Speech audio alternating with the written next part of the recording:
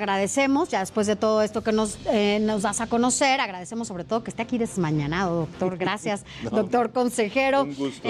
Ukip Espadas, porque mire, ya tenemos aquí esta boleta que usted, si asiste mañana a las urnas, podrá votar. Pero cuéntenos mejor usted todo, consejero, porque ustedes han estado detrás de todo este ejercicio, haciendo que esto finalmente sí se lleve a cabo sin ningún problema, a pesar de todo lo que han vivido, pero que se lleve a cabo este ejercicio como tiene que ser. Cuéntenos cuántas boletas, cómo pueden llegar a las... y cómo hay la seguridad total de que pueden ir a votar. Bueno, a ver, se han establecido más de 57,000 casillas en todo el país. En ellas se han distribuido 95.5 millones de boletas, lo cual significa que hay una boleta para cada quien, es decir, hay una como estas, esperando a cada quien en su casilla, cerca de su casa. El 90% de los electores encontrarán su casilla, incluso con estos movimientos que hubo, a no más de 30 minutos, el 80% en menos de 15 minutos.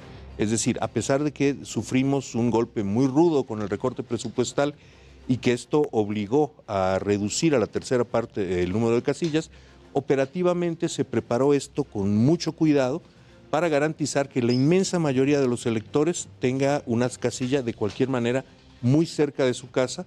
El 58% de nosotros votaremos en el mismo sitio en el que votamos en la elección... cuando la elección de la intermedia, el de 2021.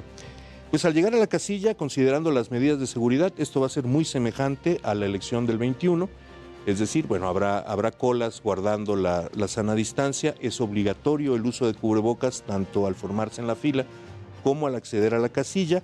En la casilla habrá todas las condiciones sanitarias, los materiales que sean utilizados por varias personas serán desinfectados en cada ocasión. Por ejemplo, nosotros estamos recomendando que cada quien lleve su pluma o marcador para evitar que pues esto cambie de manos. Si alguien no lo lleva, de cualquier manera, por ley además, habrá marcadores en las casillas que después de cada uso serán nuevamente desinfectados. Uno llega, se presenta ante el presidente de la casilla, entrega su credencial de elector, que ahora no la traigo porque debo decir que desde hace muchos años yo tengo la costumbre de que en cuanto ya no se puede sacar Yo también, porque para volverla a sacar mejor. No, pero más allá de eso hay un momento en el que se cierra la lista nominal, entonces si perdemos la credencial ya no podemos votar y yo opto por no correr el riesgo. Para votar. Efectivamente, pero bueno, entregamos la credencial, el secretario revisará la lista nominal de electores para constatar que uno está inscrito, que es la persona de la fotografía, y entonces entregará una boleta. El secretario va a tener a su disposición un bloque de boletas como esta, que si observamos bien, tiene dos partes. Uno es la boleta misma y otro este pequeño talón. En ese talón, esto se desprenderá del talonario y esto será lo que cada quien recibirá. Ahí está. ¿Quién se lo queda? Esto se queda en el talonario. Todos los talones de las boletas forman un... Sí. Como boletos de rifa, un talonario que se queda en la casilla y que después se regresa al Consejo Distrital al concluir. La casilla, bueno, la boleta tiene dos opciones, que se revoque el mandato. Bueno, voy a leer la pregunta completa. ¿Estás de acuerdo en que a Andrés Manuel López Obrador, presidente de los Estados Unidos mexicanos, se le revoque el mandato por pérdida de la confianza o siga en la presidencia de la República hasta que termine su periodo? Y las respuestas posibles son dos: que se le revoque el mandato por pérdida de confianza o que siga en la presidencia de la República. Como en una elección normal, cada quien deberá votar por uno de los dos, por una de las dos opciones. En caso contrario, si se vota por las dos, si no se vota por ninguna, ese voto queda anulado. Queda anulado, como en cualquier elección. Así irán pasando todos los electores hasta las 6, desde las 8 de la mañana y hasta las 6 de la tarde. Es importante señalar que si a las 6 de la tarde hay fila en la casilla, todas las personas que estén formadas en la fila a las 6 de la tarde podrán votar, no importa hasta qué hora termine de pasar la fila. Esto es muy importante porque, entre otras cosas, se han estado corriendo una serie de rumores falsos destinados a hacer pensar que no se va a poder votar, que las casillas van a cerrar y alguien no va a poder llegar. Esto es totalmente falso, estos son previsiones legales que existen hace muchísimo tiempo y que sin duda el instituto implementará puntualmente. La idea, nuestra intención es lograr que vote el máximo posible de personas que lo quiera hacer. Entonces, cada quien tendrá su boleta esperándolo, la marcará, la depositará en una urna. Al cerrar la casilla, esta urna solo es una, a diferencia, por ejemplo, de la elección del 21, en donde hubo lugares en donde los electores tuvieron hasta 6 boletas, porque incluso se elegían niveles submunicipales de gobierno. Acá no, acá tendremos solo una, y en cada una solo 2 opciones. Se hará el cómputo, se formará el paquete y este se trasladará, al concluir, al Consejo Distrital, donde inmediatamente empezará el cómputo. Esta es una diferencia muy importante que hay que señalar en relación con un proceso de elección. En la elección, todos sabemos, votamos el domingo, pero no tenemos resultados oficiales sino hasta el miércoles siguiente. Acá no es así. Acá el cómputo empieza inmediatamente. Sí. Como consecuencia, no tendremos un programa de resultados electorales preliminares, no será necesario. Sí vamos a tener un conteo rápido, como el que hay en cada elección, y qué es lo que nos va a permitir entre 9 y 10 de la noche, muy poco después de las 10 de la noche en todo caso, dar un resultado estadísticamente cierto. Es decir, nosotros vamos a decir, no sé, votó el 43%, entre el 43 y el 45% de la lista nominal, X más menos un punto porcentual votaron que sí, X más menos otro punto porcentual votaron que no. Y esto es un resultado muy, muy preciso que esperamos se vea corroborado en un máximo de 24 horas posteriores, es decir, el propio lunes, cuando mucho el martes tendremos un resultado definitivo. A quienes nos acaban de sintonizar por radio o acaban de encender su televisión, le recordamos que estamos platicando con Ukip Espadas. Él es consejero del Instituto Nacional Electoral y nos está hablando sobre el proceso de referéndum revocatorio que se llevará a cabo el día de mañana domingo a partir de las 8 de la mañana. Nos ha dado todo un contexto de cómo emitir nuestro voto y yo le preguntaría un ejercicio que es inédito en esta democracia. No existía, para empezar, las consultas ciudadanas. Así es. Este es el segundo ejercicio parecido, que es diferente a... ya dábamos todo un contexto en el segmento anterior de lo que fue enjuiciar o no a los expresidentes de la República. Hoy pasamos a si queremos que el presidente se quede o se vaya antes de tiempo, porque perdió la confianza, en caso de que sea así para algunos. Y qué difícil para el Instituto Nacional Electoral este ejercicio, ¿no? Bueno, ha sido un ejercicio con complicaciones, pero por otro lado, pues esto es lo que hace el instituto.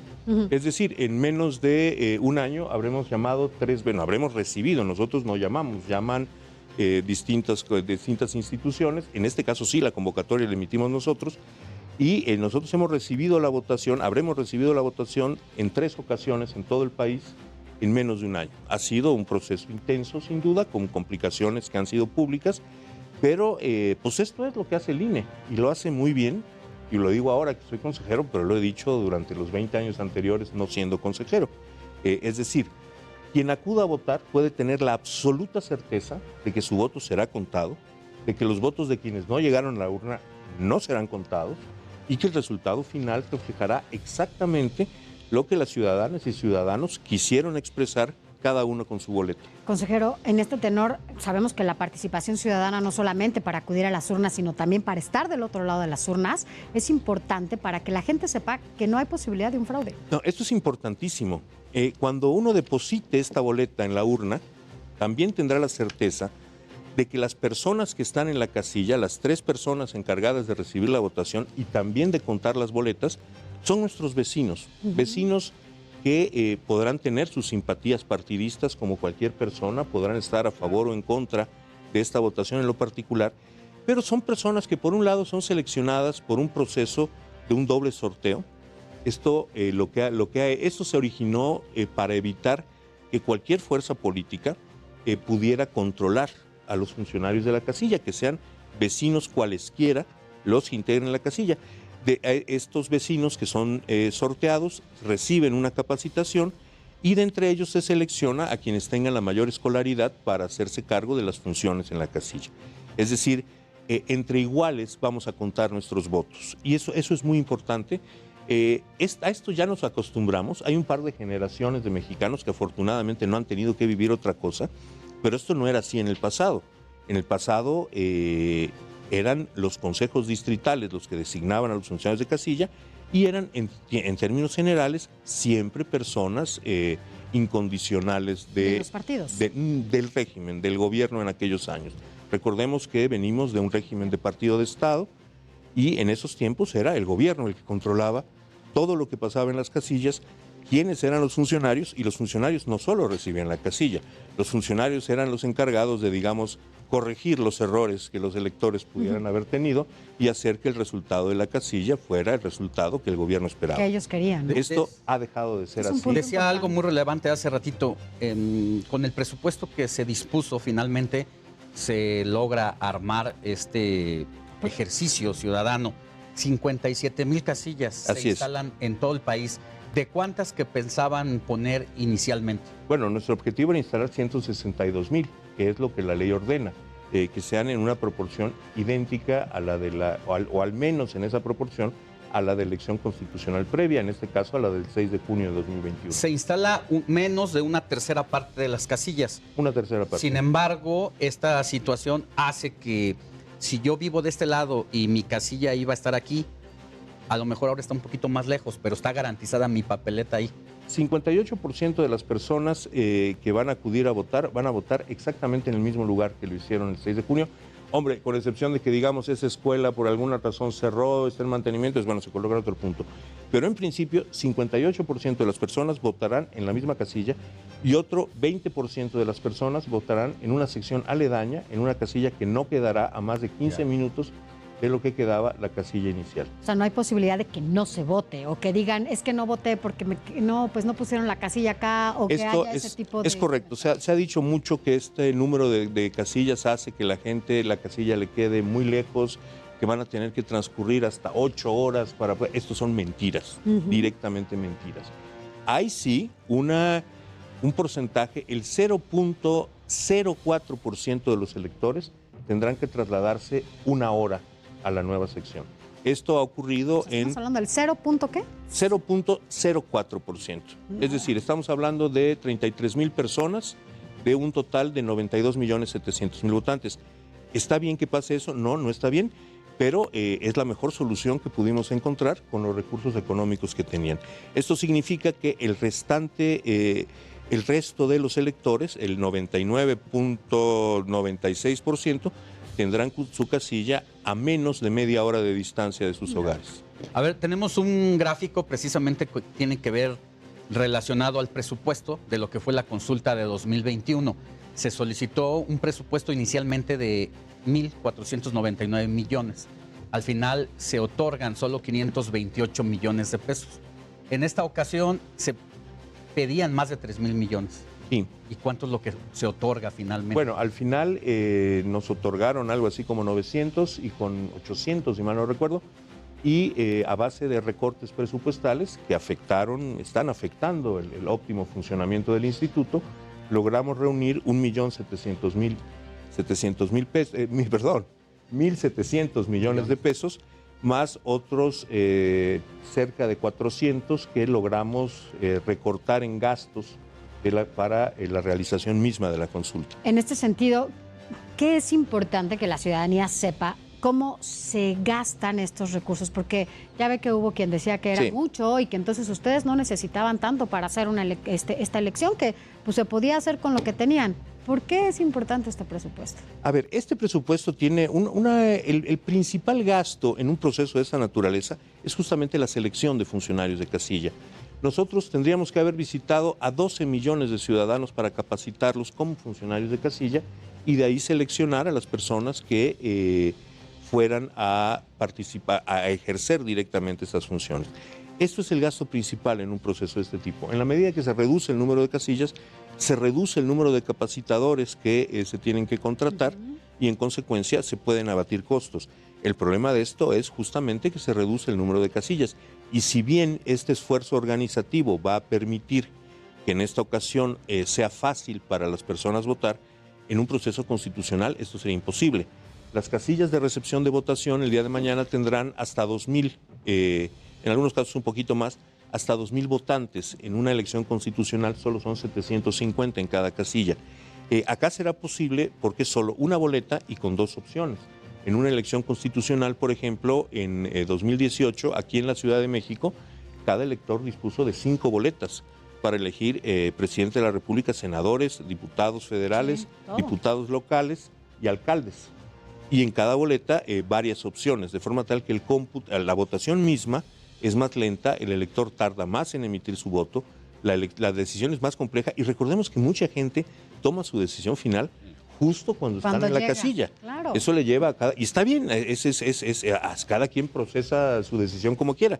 Y esto consume tiempo. Doctor, no puedo dejar de preguntarle cómo llega el INE a este proceso. Es decir, de ayer decía el consejero presidente Lorenzo Córdoba de todas las amonestaciones que se han dado por las violaciones a la veda electoral, algo que está sentando un precedente. Más de 170 quejas, más de 26 amonestaciones reiteradas, incluso hubo al menos un funcionario público que se pasó por el arco del triunfo, 7 llamados de atención por parte del árbitro electoral. ¿Cómo afecta al proceso electoral eso y cuál es el precedente que deja de cara a las próximas elecciones? A ver, es un problema serio este. Es decir, nosotros trabajamos sobre la base de una ley que no hacemos. Nosotros no somos representantes populares, nosotros no somos legisladores. Esto se decide en el Congreso y a nosotros nos llegan las leyes que nos imponen obligaciones. La Constitución y la ley dicen que solo el INE puede promover la consulta. En consecuencia, prohíbe que otros funcionarios lo hagan. Y el INE está obligado, ante quejas que se presenten, esto no lo hace el INE espontáneamente, ante quejas que se presenten, tomar las medidas necesarias para evitar estas violaciones legales. Sin embargo, pues algunos funcionarios han asumido materialmente una actitud de reto a la ley, de ignorar lo que la ley dice, sobre la base de que pues su valoración del proceso es más importante que la ley y lo han salido a hacer. Es un precedente grave, me parece que una democracia plena necesita del compromiso de los distintos actores políticos y que el respeto a la legalidad es uno de esos compromisos. El INE está haciendo un esfuerzo enorme para limitar estas acciones, pero hemos topado con pared en muchos casos. Es decir, no hay una respuesta a los llamados de atención del INE, en algunas ocasiones ni siquiera a los llamados de atención del Tribunal Electoral.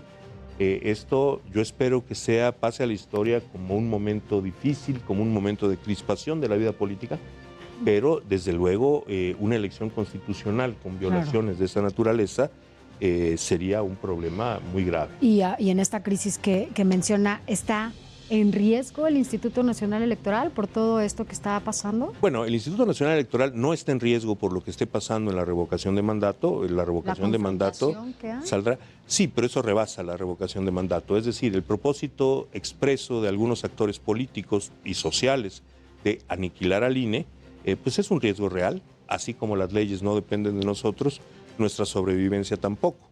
El INE, que no es una institución de los 11 consejeros que estamos allá sentados en la mesa, sino una institución que protege el derecho de 92.700.000 personas, depende del Congreso. Y de la ciudadanía. Nos quedan 30 segunditos para mostrar la papeleta aquí, Sofía, a la cámara.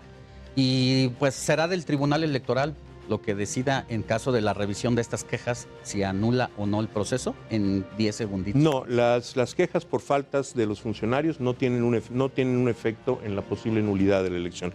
Como en una elección constitucional, una eventual nulidad derivaría de irregularidades que se registraran en las casillas electorales durante la jornada. Pues muchas gracias, consejero, por haber estado aquí. Mañana estaremos dándole seguimiento en una cobertura especial a todo este ejercicio que desde el INE se preparó para la revocación de mandato. Gracias. Muchas gracias a ustedes. Gracias, consejero.